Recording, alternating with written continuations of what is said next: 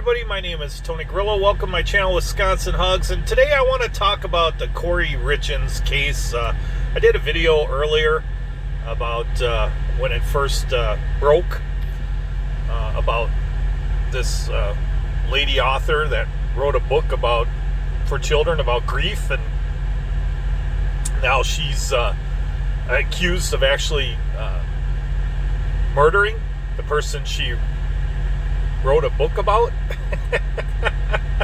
And so it was such a crazy story, it's almost unrealistic, and I'm sure it's everybody's going to be paying attention to this, and so I find it fascinating.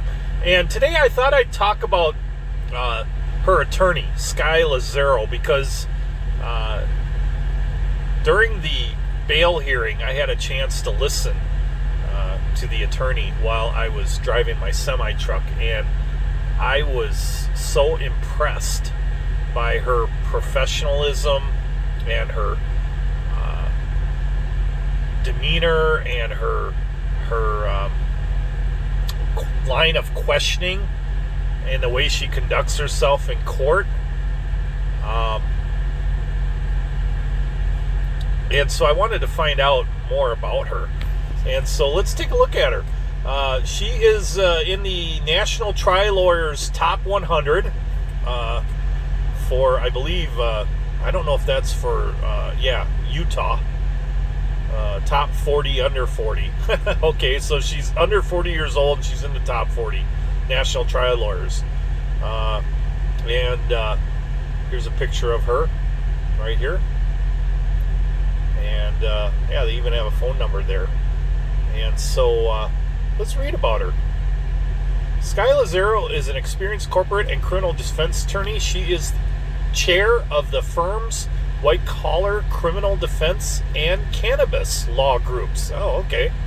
So she's into, it looks like she's into, she specializes in businesses that want to sell cannabis. Now, I did look up Utah's law on cannabis, and apparently it's only legal for medicinal purposes. She handles a broad range of criminal cases, including domestic violence allegations, sex crimes, drug crimes, property crimes, DUI, white-collar crimes, homicide, violent crimes, and juvenile defense.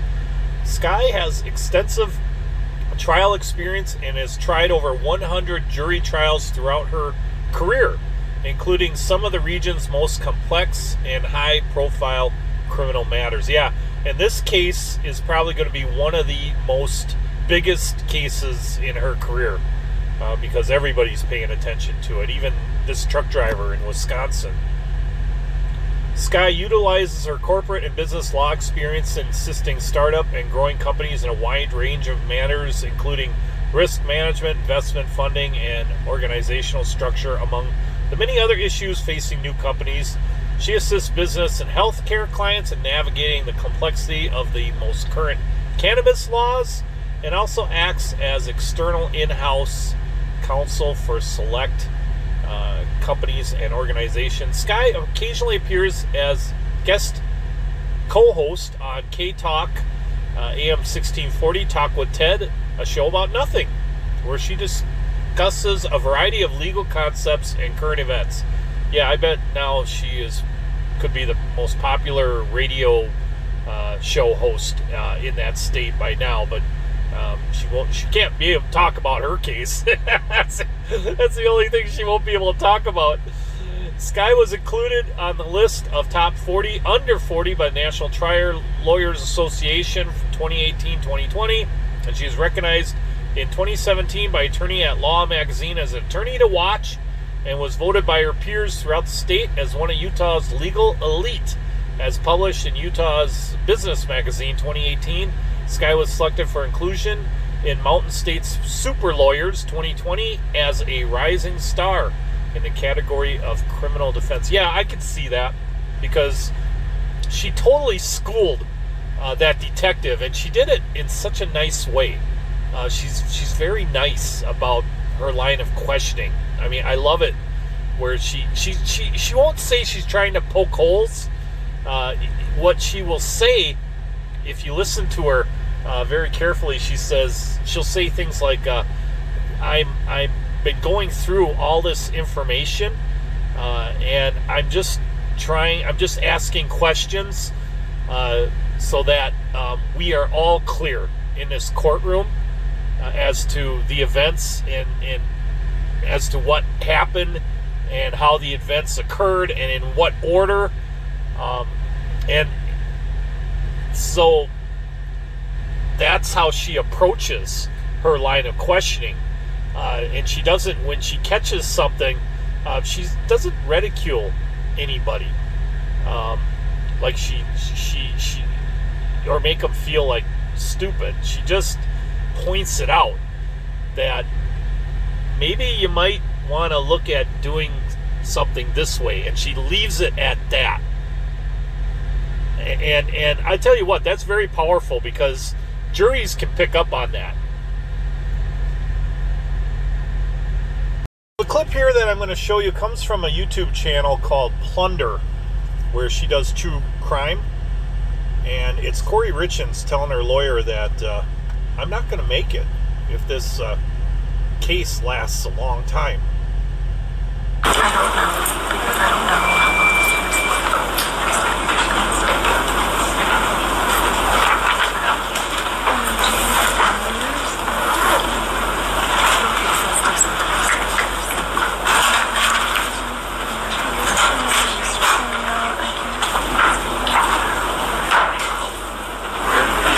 So this clip comes from KUTV 2 News, Salt Lake City.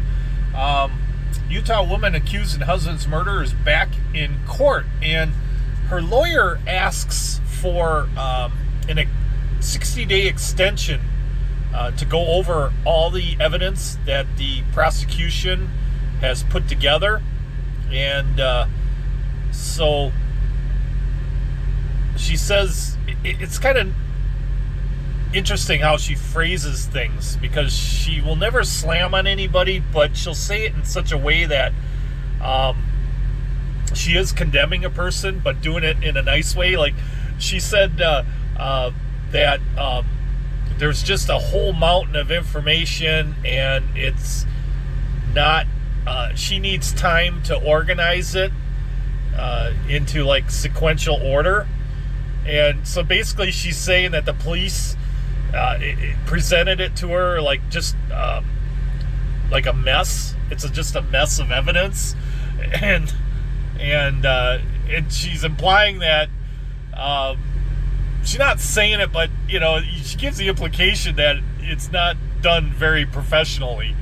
But the judge does grant the 60 days, and the camera zooms in on Kouri while this is going on. Apparently the lawyer also turned the mic off, because you saw in that earlier clip the mic was on and everybody heard what Kouri had said about not being able to make it. So the lawyer, I think, must have caught that, and she's making sure that the mic is no longer going to be on when things like this are going on.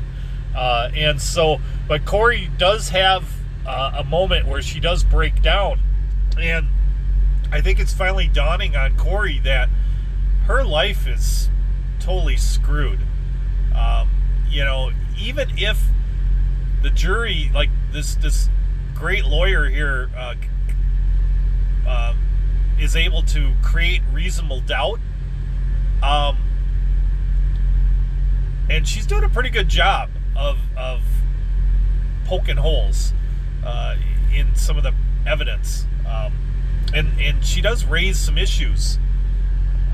That there are things there that don't make sense. Maybe the police thought it was a slam dunk case and they got a little bit lazy on their investigative stuff, and she has found some stuff there that corroborates, you know, the fact that the police didn't dot all their I's and cross all their T's, so to speak. But here is a moment where I think everything is just coming down on Kouri. She's starting to realize her life is over. She's going to have to spend 2 months in jail, which I'm sure that jail is not that $1.8 million house that she's used to or accustomed to living in. And she probably, it's dawned on her now that she's going to be spending a lot of time in jail. And she's not going to be able to see her boys. And even if she is found not guilty by reason of doubt or whatever, she will, her life, I mean, everybody's going to think she did it anyway. She's never going to be able to go back to selling real estate. Her cleaning business will be over. Everybody's going to think she murdered her husband. And she I don't know what you'd be able to do with your life after that moment. Where you go if she was acquitted. She might be better off spending the rest of her life in jail. I don't know. But let's take a look at. If we run into issues, we can notice that prior to that anyway, so that we can hopefully have them resolved by that date.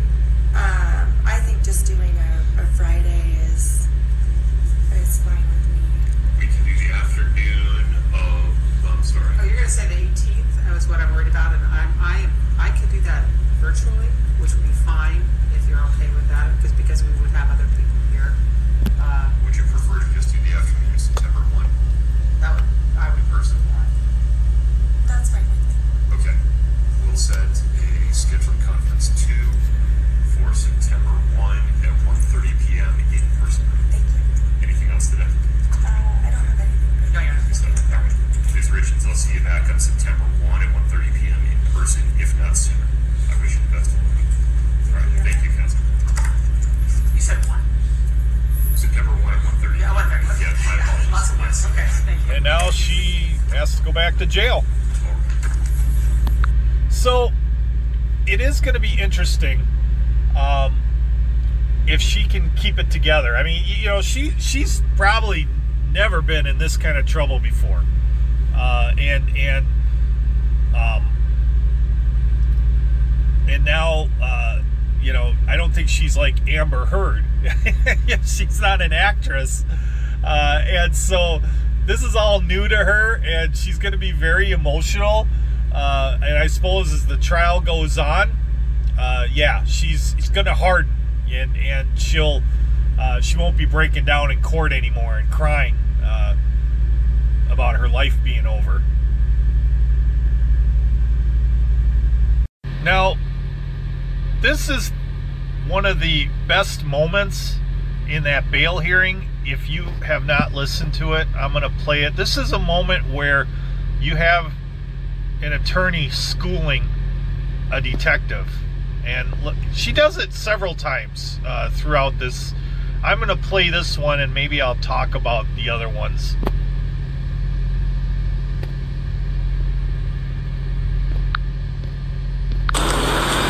And she says that Kouri told her to leave the pills at an outdoor fire pit at the Midway house where there was cash, correct?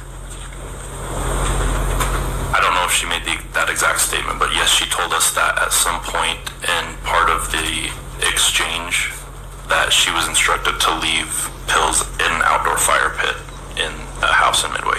Okay.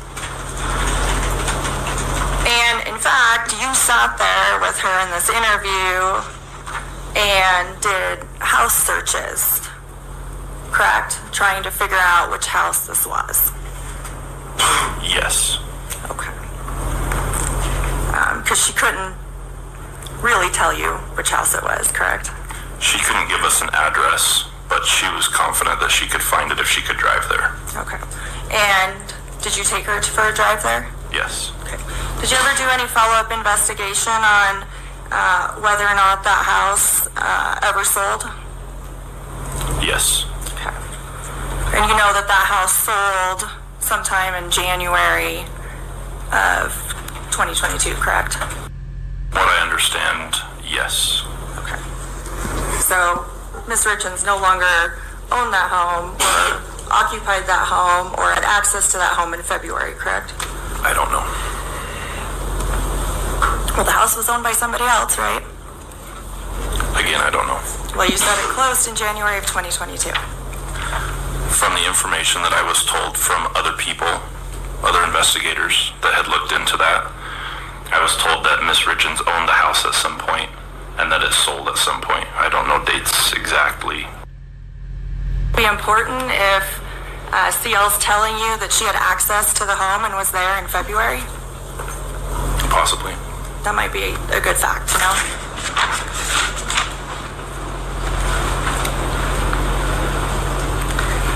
Okay. Wow. So she really schooled that detective. That was pretty awesome. I was blown away when I heard that. I mean, talk about sloppy police work, detective work. Oh my goodness. These guys have been trying to investigate. They've been working on this case for a year. It took them a year to finally charge Kouri with murdering her husband. Kouri must have thought she'd gotten away with it because she'd been running around for a year and wrote a book about how to, deal with grieving over the loss of your husband and kid's father. And, they had a whole year to put this case together, and we find some really sloppy work. And Skye Lazaro but the way she does it, she's not like belittling him. She still lets him keep his respect. But the point is clear. I mean, she just made it loud and clear that the detective was sloppy, very sloppy. I mean, if you're gonna have you have a person, okay, that that tells you they're like a witness, and you're using them to put this other person away in jail. You're using their testimony, and they tell you, yeah, we had a drop in a outdoor fire pit. That was our drop for the drugs and the money. And she says, well, okay, didn't you know that the house was sold during the time that she claims, CL, the drug dealer, claims she sold the drugs and left it at the drop spot? I mean, if the house was sold already, then neither one of them had access to the property.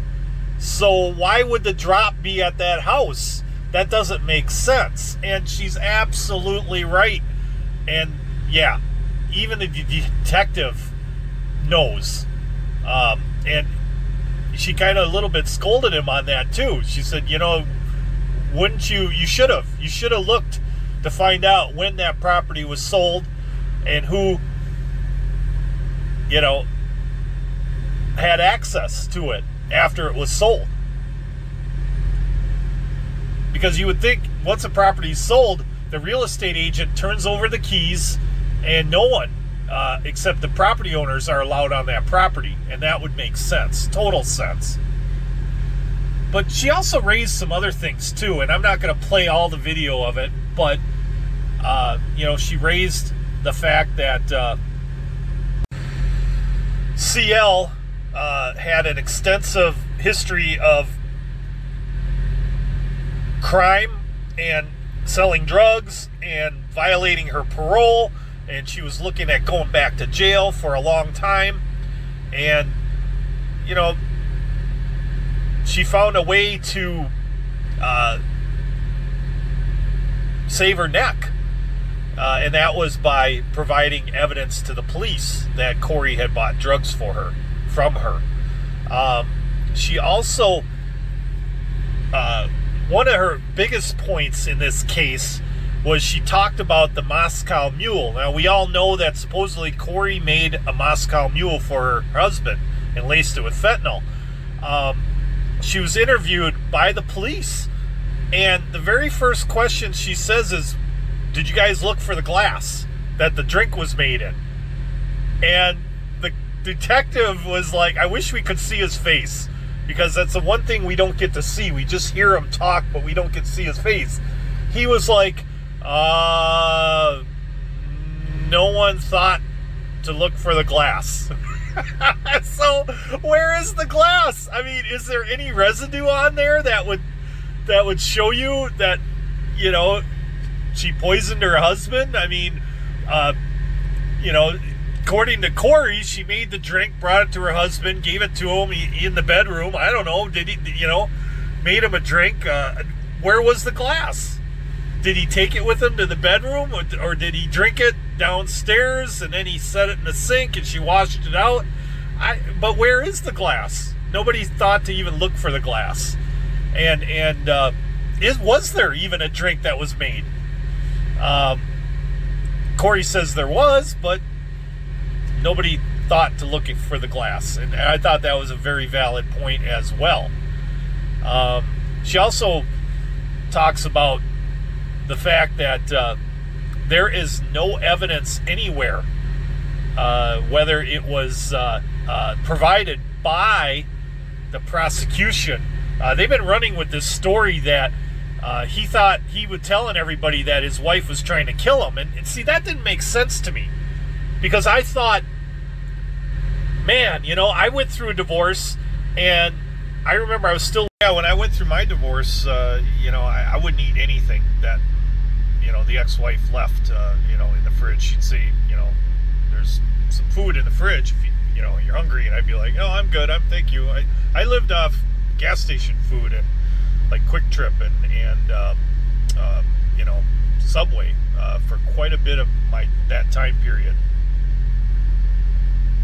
So this is going to be one very fascinating trial.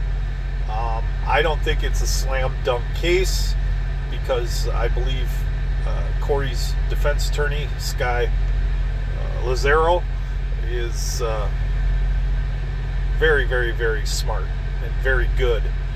And I think the prosecution's got a battle on their hands. I think if anyone can create reasonable doubt, it's going to be this attorney. And I found it interesting that she had a different look. You know, she showed up the first day of the hearing, bail hearing. She showed up with her long hair. And here's another picture when Kouri found out that her bail had been denied and that she was going to have to spend the entire time behind bars during her trial. But then Kouri's lawyer, Skye Lazaro, showed up with, in the second hearing, she showed up with her a light blue shirt and her hair up in a bun. So which look do you like better? Do you like her hair up in a bun, or do you like her hair all the way down straight and wearing her black outfit? I think the second outfit looks better. I don't know, is this going to be a thing here, like Dennis Rodman, where he changes his hair color? And the Chicago Tribune kept track of that, like which days he wore his hair green, which day he wore his hair red, which day he was blonde. So, you know, it was just interesting to see her with a totally different look. Maybe she saw herself on, you know, YouTube and on TV, and she thought, you know, I don't like the way I look. I'm going to change my appearance. I don't know. It looks good.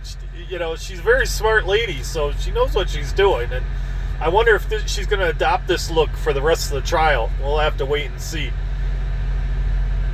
But that's all I got for you today. That's my question for you, is which look do you like on Skye Lazaro? Do you like the long hair straight down, or do you like her hair up in a bun? And that's it for me. I'm going to be paying attention to this trial. I find it fascinating as heck. I may comment on it from time to time. I would appreciate hearing any of your comments, what you guys think of this trial. Personally, I think she's guilty, but is it enough to convince a jury beyond reasonable doubt? That's going to be the big question.